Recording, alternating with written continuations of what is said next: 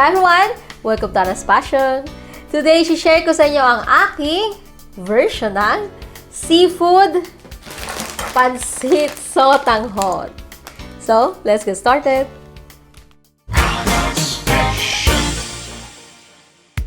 Unang gagawin, linisin ang shrimp. Tanggalin ang head and shell nito, then devein.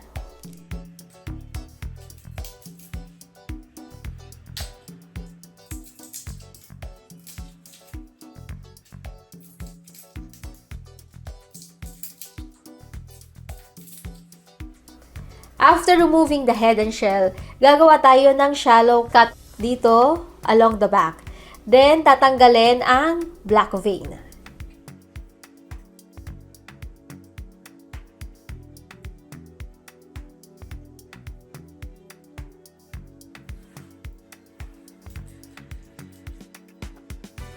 Itong shells and heads, huwag nyong itatapon because we will use them for our shrimp stock. Kasi ako, mas prefer kong gumamit ng homemade shrimp stock for my seafood pancit because it gives more flavor. Mas flavorful siya.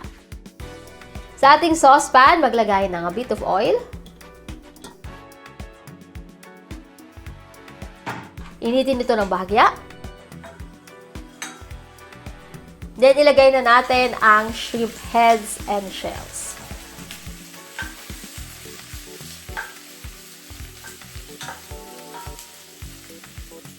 Iba-brown natin ito hanggang sa may makita na kayong brown bits sa bottom ng pan.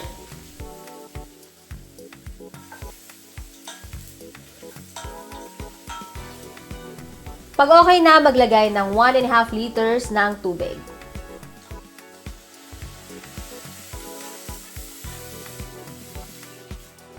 Mas maganda kung mas marami para hindi magkukulang. Kasi pag medyo dry na yung pansit, syempre meron kayong additional shrimp stock na pwedeng ilagay. Bring to a boil, then after boiling, lower the heat, then simmer for 30 to 40 minutes. After 40 minutes, i-disregard niyo yung nasa ibabaw bago natin ito i-drain.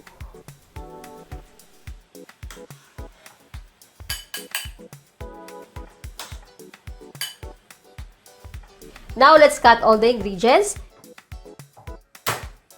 Let's mince our garlic.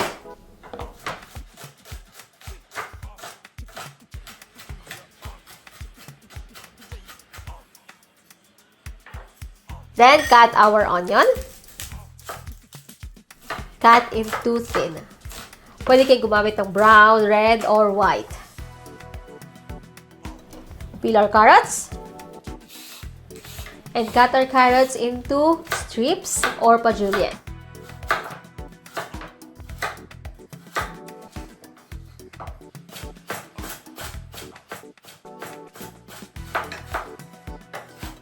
And do the same sa green beans.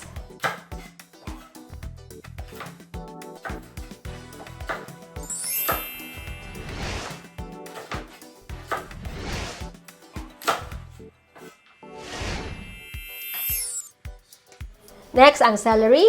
Yung celery optional lang. Pero para sa akin kasi, perfect itong pang seafood pancit, itong celery. Hihiwain natin ng maninipis. Next, ang cabbage. 500 grams ang cabbage. Hiwain ito ng maninipis. Then, ang ating parsley. Ang parsley ay perfect for seafood dishes. Kaya instead of onion leaves, use parsley. And last, ang ating shiitake mushroom. Ang gamit ko ay dried shiitake mushroom. Sa pagpapalambot nito, isoak nyo lang ito sa water for 1 to 2 hours hanggang sa lumambot. Pero pag nagmamadali kayo, soak them in hot water for 30 minutes. Pipigaan lang natin ito. Tatanggalin natin ang water.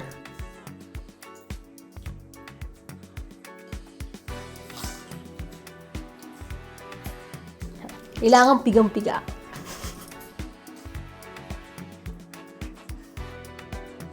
Huwag niyong itatapon ng tubig kasi gagamitin natin ito later. Then, after squeezing your mushroom, ikat ito ng manipis.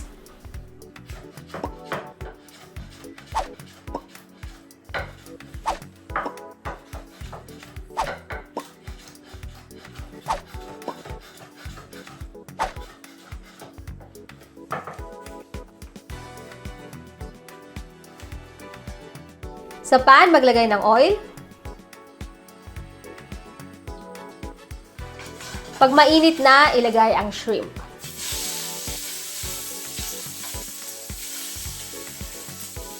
Lutuin ito for 3 minutes. Huwag niyong i-overcook kasi titigas ito. Season with pepper and salt.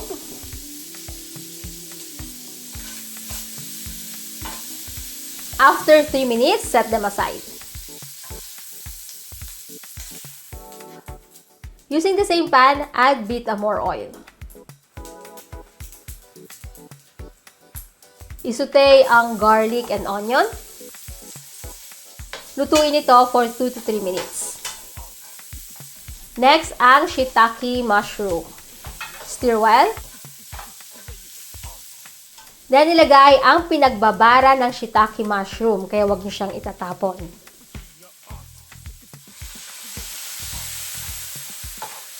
Cook the mushroom. This will take about 4 to 6 minutes.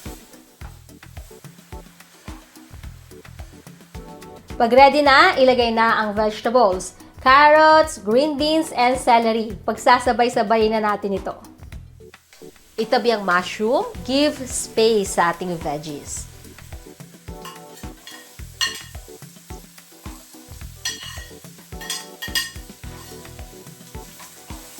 Lutuin for 2 to 3 minutes.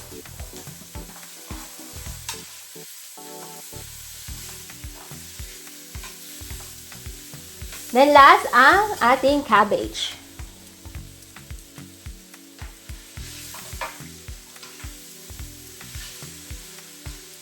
Season with salt, pepper, and soy sauce. Depende na yan sa panglasa nyo. Ako maglalagay ako ng mga 2 to 3 tablespoons ng soy sauce. Pagkatapos timplahan, higher the heat, and toast everything well. Gusto ko sa cabbage, ang pagkaluto ay yung medyo crisp pa and juicy. Kaya, hindi natin ito lulutuin ng matagal. And kailangan nasa high heat ka para ma-achieve mo yung juicy and crisp na cabbage. Once done, set the vegetables aside. Ayan, proceed na tayo sa sotanghon. Gamit pa rin ang same pan, ilagay na natin ang shrimp stock. Gagamit tayo ng sifter para salain ito. Pakukuluin natin ito over medium heat. Pag kumukulo na, season with shrimp paste or yung shrimp broth cube. Pwede rin kayong gumamit ng powder. Maglagay ng pepper and soy sauce. Then, stir well. Ilagay na ang vermicelli sotanghon and cook for 5 minutes over medium heat. Kung napapansin nyo medyo nagda-dry na ang inyong sotanghon, feel free na maglagay ng additional shrimp stock. Kaya naman importante na medyo dadami-damihan ninyo ang paggawa ng inyong shrimp stock. When the sotanghon is ready, ilagay na ang sautéed vegetables.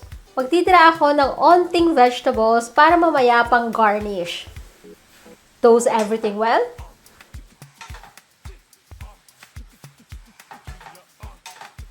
Ang panghuli ay chopped parsley.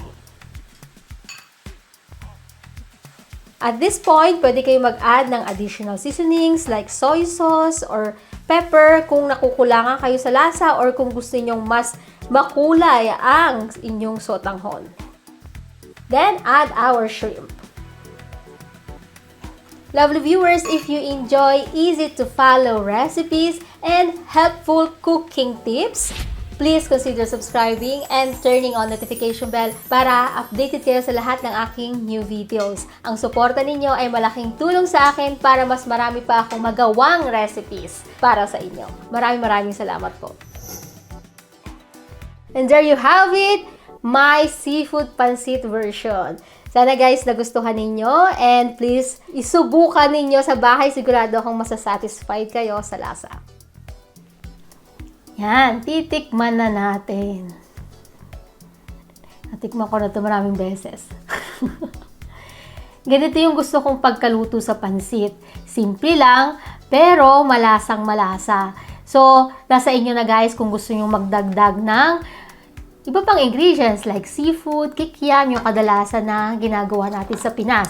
Pero may version talaga, yung version ko ng seafood pansit, shrimp lang ang nilalagay ko, saka shiitake mushroom.